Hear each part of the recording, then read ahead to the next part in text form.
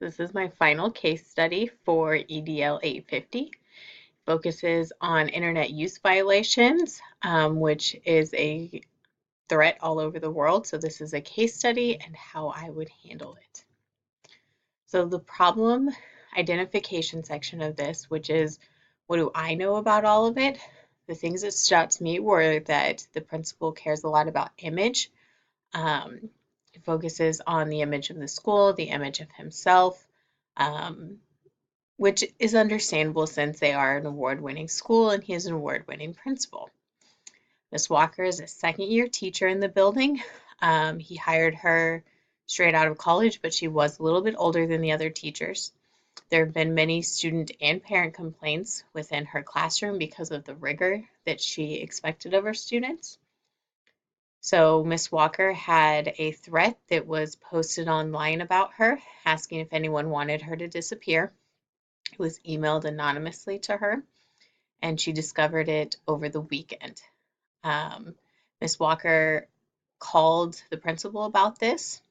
Initially, he dismissed it, and then after reading it, he asked her if there was anyone who might have done this. She believed that Randy could be involved in it because he was good with computers. So the plan was for Dr. Forbes to contact Randy and his friends the following day to see if he had actually done it. So what I would like to know on this is who sent the email to Miss Walker. Um, I would like to start with knowing, is there a technology department that would be capable of finding this website or the creator of this website? Or is there a resource officer, a relationship with the local police department that could be involved in this, since there was um, a post that alluded to a threat or could be considered a threat. I would like to know what the district and state policies for this school are in relation to threats and cyberbullying. And I would like to know who created the website. So the problem based off of all of this is that a question was posed in a threatening manner and it was made about a teacher and then emailed to her. The creator of the website is unknown at this point. And then there's also an issue that the families are still unhappy with the requirements of Miss Walker's classroom. So to keep the focus on what's best for students, I would first seek out the support of a building resource officer, a local police officer that you have a relationship with, and the tech department. Once this is done, I would want to know what more information could be discovered, and if it could be determined through the tech route, who was responsible for it. Now, if it is a student that did this, because it might not even be a student, then it could be determined what context the post was made in, and consequences could be put into place based off the district policy for everything. So to fully implement this, I would first need to calm down Miss Walker. She was incredibly worked up. She did not feel safe where she was at. And so I feel like telling her that to not contact the police department is not the best way to do it. That's where, as an administrator, I could contact the resource officer for the building or contact the local police department for more advice on how to handle this and to help her understand that the school is taking care of this and that she should feel safe. Once I have contacted someone, then I would determine the best way to identify where the post came from based off of that. And then from there,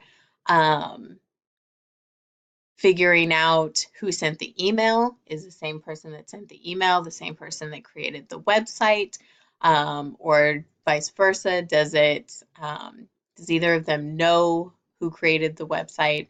Using that information to try and find it out. So this would be done through contacting the technology support for the district, or if the police had resources for doing that. So to fully solve this, it would need to be determined if consequences were necessary for whoever created the website and sent the email based off whatever the school or district policy is on all of this. Um, at this point, we don't even know if it was a student connected to the school or if it was a parent, anything like that. And so it would vary greatly depending on who created all of this. I would want to speak with Miss Walker to ensure that she still feels safe and that she's okay with the outcomes, um, and how she would like support in all of this to prevent it from happening again and to make sure that she is comfortable within the building. I would also want to connect her with some sort of mentor within the building so that it's somebody that knows what it's like dealing with the population that she has, the high need for success and high grades, so that she can build a stronger relationship with students and parents to try and prevent anything like this from happening again.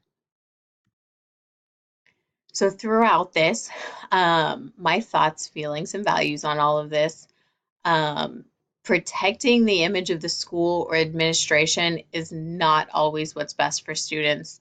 I felt like in this case study, some of the stuff was swept under the rug, and I don't think that that would make Miss Walker feel very safe, and I don't know that it would necessarily make the students feel very safe, if it's just an interrogation of all of them rather than looking for the facts before they're approached. Um, I felt that Miss Walker's feelings were dismissed very quickly. When a teacher actually feels unsafe, I feel like that needs to be dealt with or can be very quickly become a legal situation rather than just a conversation. I think that Randy was determined to be a suspect in all of this very prematurely. Just because he's acting out in class or she feels he's acting out in class does not mean that he had anything to do with this at all. Um, and so confronting him and all of his friends before anything is connected, could really break down the relationship and cause a lot of issues within the building, if rumors start going around. Next thing is Miss Walker should have received support sooner than this.